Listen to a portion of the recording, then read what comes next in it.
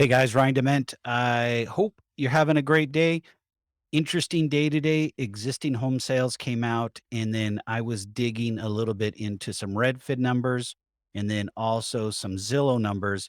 Remember, we talked about several months ago the hedge funds and how they were gobbling up single family residents. Well, guess what? We talked about them at some point having to dump them because the market isn't going to bear their high rent rates, but also at the same time is they're not getting their ROI. So I want to talk to you guys about existing home sales, talk a little bit about some historical purchasing of these hedge funds, and then I'll just show you some houses in my local market. I don't know if they're owned by hedge funds because I didn't go that far. I didn't have enough time to research.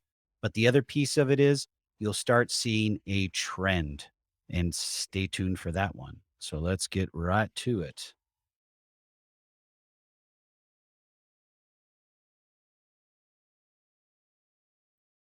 So we're on realtor.com, National Association of Realtors. So I'm just going to give you guys the highlights. Existing home sales declined for the fourth straight month to a adjusted annual rate of 5.41 million. Sales were down 3.4% from April and 8.6 from a year ago. This is what I wanted to talk about. $407,000. Let's call it $408,000 is the median existing home sales price. It's the first time it's ever exceeded 400,000 as a median average, and it increased 14.8%. So it's telling us several things, guys. One, inflation and supply chain issues are still bogging down numbers.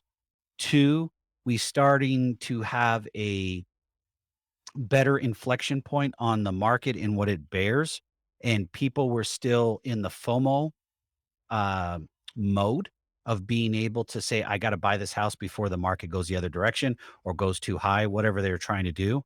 And then the last thing that it's telling me is that the, the existing homes, people were so anxious to get into a larger home because they think we're going to have the the the vid thing all over again. And I don't know if that's gonna happen. You don't know what's gonna happen, but I think that is part of it. So that's kind of an issue there. But the 407,600, let's call it $408,000. That's a crap ton of money. Okay, let's get to what is next.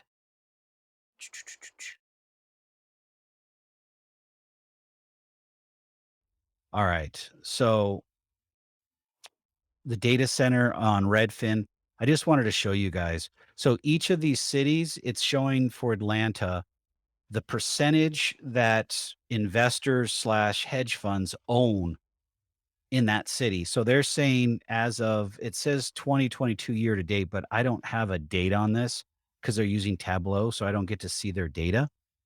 But their metro, so for Atlanta metro, they're saying 33% and the number one zip code that investors are in is 30153. 76% of homes purchased in that zip code are purchased by investors or hedge funds or both. Over here in good old Phoenix, Arizona, where I'm at, top zip code is 85335, and it's 53%. That's a lot of money. That's just a lot of money they put into some of these hot markets. So the other side of this is, guys, I'm going to show you on Zillow here shortly. The market can't continue to go up. It has to adjust. It corrects itself. But at the end of the day, these hedge funds investors have to get an ROI, cost of money. So they have debt against these properties. These costs, especially if they're just buying recently, and I can show you a few of those. Cost of money is getting up there, and their ROI is getting hammered because they can't get these top rents. So they continue to lower rents. They're going to dump these properties. We're going to start seeing an influx of properties coming in. They're going to sit on the market because you're not going to have enough buyers to be able to take on these houses at these dollar amounts. So these houses are going to have to come down in price. Interest rates are going to have to adjust. Or the second thing I'm looking at is people are going to get exotic again and they're going to start doing 3-year, 5-year, and 7-year arms because they're somewhat affordable. And guess what's going to happen? We're going to get into that spot where they forget about it or they just don't address it and the adjusts on them and goes crazy. So we're going to start seeing a spike if we're not already in the ARM market. And I'll see if I can get somebody on the podcast to talk about that and just kind of do a short on that and just discuss what they're seeing on that piece. All right. The last piece that I wanted to share, try to make this quick. So these are rental listings in a zip code that's near me. This is a brand new house, 2295. It doesn't have sales history. So I went to this here. So 26.99 is what they're asking for. So here you go. They bought it on 415 for $520,000. They listed it 45 days later, let's give or take, 2750. 15 days later, we're down to 26.99. So I'm guessing as the time goes by and these sit along or on the market, you're going to start seeing more prices reduced. That means at some point they're going to try to get them rented. And if they can't get them rented, they're going to sell them.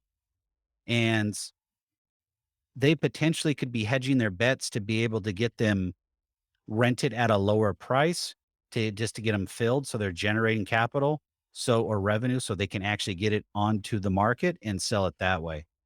There's just so many ways to look at this, but it's, I mean, most of these, I don't know. I haven't looked at any of these guys. I'm just telling you, I'm just coming in here and taking a look. So this sold 2017, 21. So this was listed for rent on 613 for 2150, and they've already cut it, 2 days later to 2090. Not very much, but it's still a cut. So remember, guys, rent is a lagging indicator. So there'll be some more time for rent to come back down. At least today. I don't know who owns this. 2020 bought for 250, listed for rent on 6/9 for $2,075, and they've already cut it 75 bucks on 6/15.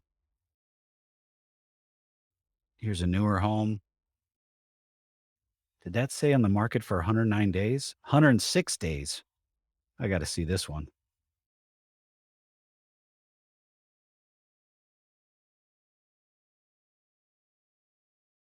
Okay, here you go. August of last year, bought for $370,000. Listed for rent. I don't know why it sat that long. Maybe they had to finish out the rent or whatever, or finish out an agreement. $3,500, 3150, 3050. Now we're down to 2950. And that's at the end of May. So more than likely, they're going to cut it again because it's been sitting for so long. Oh, this has got to be a hedge fund. First key home. Nope. So let's see this. So this sold for $479,000 on May 24th, listed to rent 4 days later for 2150. 2325, they jacked it up 3 days later.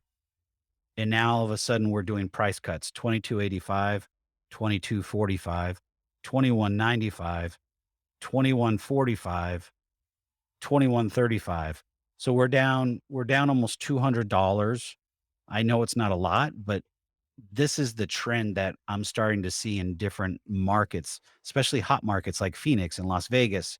I have not looked in Atlanta, but it's an overarching trend, guys, that if you're looking to rent, that your lease agreement's coming up, be patient and see what you can do. Maybe you can go month to month initially to find yourself a better deal. I mean, I'm all for becoming a homeowner, but if you just want to rent and find a better deal, you've got some opportunity, especially in these hotter markets. They're going to start cooling off as these hedge funds and investors dump their rentals. The other thing that you guys got to look out for is home prices. If you're on the home buying side, home prices are going to start adjusting down. All these people say we're not going to have a correction. We're going to have a correction. We can't continue to go north with interest rates going north. The demand is going to tank So prices are going to adjust. Now, are we going to adjust 15 or 20%? No one knows, but there's going to be some adjustment south to go down. Now we're going to, if we get closer to that 20-year average, then I would say that's a larger adjustment than most people are expecting. Me personally, I think we're going to be in that 10 to 15% range. Each market's different. So you got to be paying attention to what's going on, guys. I hope this is helpful. Like, subscribe, share. Please leave your comments, guys. Have a good one. Stay safe, stay healthy. I'll see you guys on the other side.